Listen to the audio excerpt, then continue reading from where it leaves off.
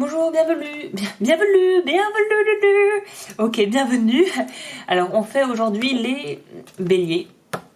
Bélier pour du 1er au 15 avril. Alors, comme je l'ai dit pour toutes les vidéos, pour les personnes qui seront en résonance avec ce tirage, si vous voulez aller plus loin, je propose pour le mois d'avril une extension qui en fait permettra d'aller plus en profondeur sur certains aspects de votre vie. Si ça vous intéresse, le lien est en barre d'infos, et si vous voulez vraiment savoir le contenu détaillé de ce que je propose, ça sera dans le lien en fait. Vous tomberez sur la page de présentation qui vous expliquera tout en détail.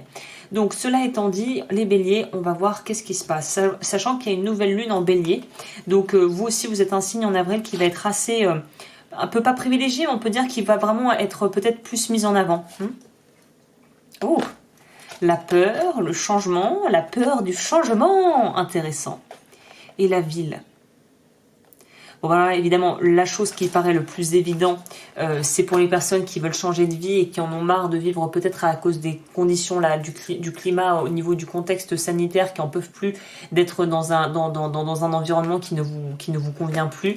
Il y a une idée d'avoir peur de changer vraiment de mode de vie, de style de vie. Peut-être qu'il y a une grosse introspection qui a été faite de votre part et qui fait que maintenant vous avez envie de réassigner les priorités dans votre vie. Et j'ai l'impression que votre cadre de vie, votre lieu de vie est vraiment quelque chose qui va être mis au premier plan en avril. D'ailleurs, c'est votre mois, me semble-t-il. Donc, il y a vraiment une notion ici de devoir un petit peu se poser et de voir et de vraiment d'y aller de manière très pragmatique pour voir qu'est-ce qui vous correspond le plus. Est-ce qu'il y a effectivement un besoin de changer de vie? Est-ce que c'est juste un peu une lubie passagère et qu'au final, dans quelques mois, vous le regretteriez si vous décidez de prendre vos clics et vos claques et de partir au fin fond du monde, mais au fin fond plutôt du fin fond de la France. Mais là, il y a vraiment une notion de devoir se réajuster par rapport à... Mais j'ai l'impression, c'est intéressant, parce que j'ai été, du coup, je parle, hein, j'en profite, petite parenthèse, j'ai eu un truc récemment qui m'a fait prendre conscience au final que parfois on a tendance à vouloir prendre la solution de facilité qui pourrait être de vouloir entre guillemets fuir la situation, d'éviter, de se dire voilà bon ben autant partir et puis voilà et le problème sera réglé, et en fait on transporte le problème avec nous ailleurs.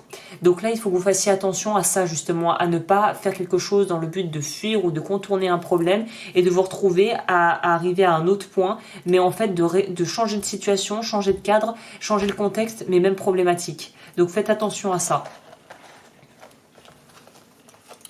Votre vie pro, si vous ne travaillez pas, c'est l'aspect plus matériel de votre vie. Alors... il y en a un de trop, il y a quelqu'un en trop là. Il faut que vous pensiez un peu plus à vos intérêts. J'ai l'impression que ça pourrait nous parler de travailler en équipe ou de vouloir monter un projet à plusieurs. Et il y en a qui sont peut-être pas aussi investis que vous. Attention à ne pas vous faire exploiter au niveau de votre vie professionnelle, qu'on n'essaie pas de vous prendre vos idées, qu'on vous en mette pas trop sur les épaules parce que vous dites oui et que ça vous fait plaisir et que vous voulez arranger tout le monde. Là, on vous dit vraiment de pouvoir être sélectif ou sélective dans vos projets et les gens avec qui vous pourriez travailler ou avec les choses qu'on vous demanderait de faire qui sont peut-être une charge de travail monumentale et que vous n'avez pas à prendre tout ça pour vous. Ça pourrait aussi nous parler de vraiment clairement devoir éjecter encore une fois là quelqu'un dans quelque chose d'ordre professionnel qui est un profiteur. Il y a quelqu'un peut-être dans l'équipe là ou dans votre équipe il y a quelqu'un qui profite, qui est pas du tout franc et qui au final est plus une nuisance et un parasite qu'autre chose. Là, j'ai envie de vous dire, si vous vous retrouvez là-dedans, si vous voyez qu'il y a quelque chose effectivement de l'ordre d'une personne qui parasite les ressources, qui parasite, qui fait des rétentions d'informations, qui n'est pas honnête, qui n'est pas claire, essayez d'éjecter cette personne. Enfin, en toute bienveillance, hein, c'est pas non plus de lui faire un procès, mais essayez de gentiment la faire dégager du paysage. Au niveau de votre vie sentimentale. Ouh là là. Oh là là. Aïe aïe aïe aïe aïe. Alors pour les gens qui pourraient bosser avec leur partenaire de vie et que si votre relation est en train de reprendre l'eau, si vous êtes séparés, que du coup vous avez des choses en commun au niveau des biens ou au niveau de la répartition et que vous gériez peut-être votre entreprise à deux, bah là évidemment ça fait encore plus sens de se dire qu'il y en a un de trop quoi. Donc là il va falloir un peu redistribuer et vous réorganiser en fonction de la nouvelle vie qui s'offre à vous là. ouais, au niveau sentimental, beaucoup de séparation peut-être. Ça m'étonne pas, peut-être que vous allez être un signe qui va être impacté plus que les autres en avril. Parce qu'il y a la nouvelle lune en bélier, je me souviens plus, je sais plus, j'ai plus la date, mais de toute façon si vous êtes sur ma chaîne, si vous êtes abonné, je sors pour les nouvelles lunes et les pleines lunes les vidéos à l'avance, donc vous serez prévenus.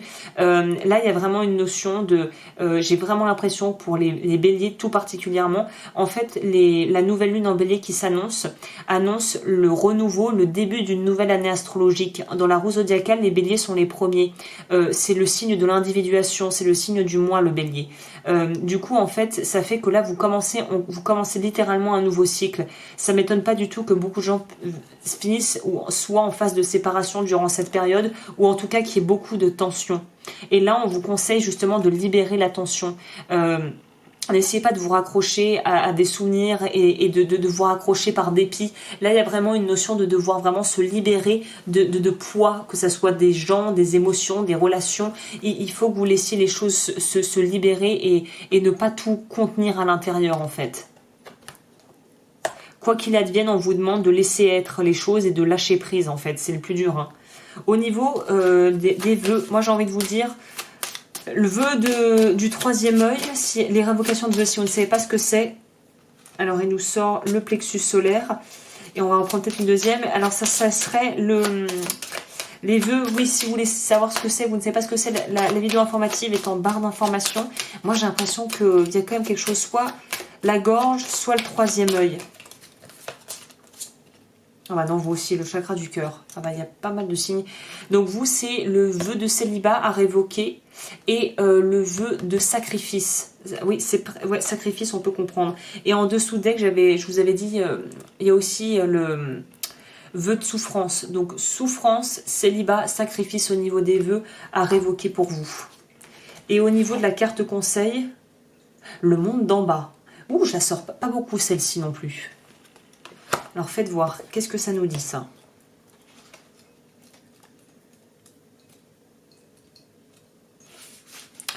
Notre réalité visible n'est pas la seule réalité. D'ailleurs, est-elle bien réalité? Les bouddhistes considèrent qu'elle est une illusion. Il n'y a pas qu'une seule dimension.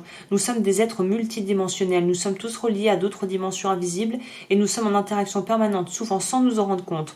Ce n'est pas parce que on ne les voit pas qu'elles n'existent pas. Elles s'appréhendent grâce à nos capacités extrasensorielles. Parmi ces autres réalités, il y a celle que l'on nomme le monde d'en bas. Les chamans voyagent dans cette dimension, dans cet espace lié aux énergies de la terre-mère. Oui, parce que alors petite parenthèse, hein, les judéo-chrétiens, quand on dit le monde d'en bas, nous on pense direct l'enfer généralement, hein, ou les damnés. Mais dans d'autres cultures, c'est pas forcément ça. Hein. Ce sont les énergies telluriques parmi lesquelles on rencontre les animaux de pouvoir. Nous sommes confrontés à notre instinct. Il est important de bien s'ancrer à la terre, car parmi les ondes harmonieuses se cachent aussi des entités du bas astral. Il faut apprendre à dompter nos forces instinctives pour ne pas en devenir esclaves. Souvent dans notre société dite civilisée, notre côté animal est encore considéré comme vil. Nous combattons et rejetons nos pulsions instinctives. Peut-être nous faudrait-il les accepter et les aimer pour les rendre dociles. Elles font partie de nous et il ne faut pas en avoir peur. Oui, c'est ça. Et c'est lié à votre vie émotionnelle, la force. Tu es en contact avec la partie instinctive de ton être. Elle te demande d'apprendre à l'aimer et à la maîtriser. Elle demande aussi que tu l'écoutes, car bien dirigée, elle te mènera à la réussite. Regarde ce qui a besoin d'attention. Si tu te sens dans un état d'hypersensibilité, tu as certainement besoin de t'ancrer. Capte ta force sauvage et canalise-la dans une activité qui harmonise les énergies. Apprivoise tes forces obscures, prends-les dans tes bras et dis-leur que tu n'en as pas peur, mais que tu les aimes. C'est ainsi qu'elles se tiendront tranquilles et qu'elles ne se retourneront plus contre toi. Je vous répète ça, apprivoise tes forces obscures, prends-les dans tes bras et dis-leur que tu n'en as pas peur, mais que tu les aimes. C'est ainsi qu'elles se tiendront tranquilles et qu'elles ne se retourneront plus contre toi. On entamait le tirage avec la peur, donc c'est lié à ça. Hein. Ok, bah écoutez, les béliers, j'en ai fini pour ce tirage. Je reviens le 15 pour la suite du programme. Et si vous voulez prendre l'extension, ou en tout cas aller voir de quoi ça parle et que ça éveille votre curiosité, le lien sera en barre d'infos. Et moi, je vous retrouve très vite pour de nouvelles vidéos.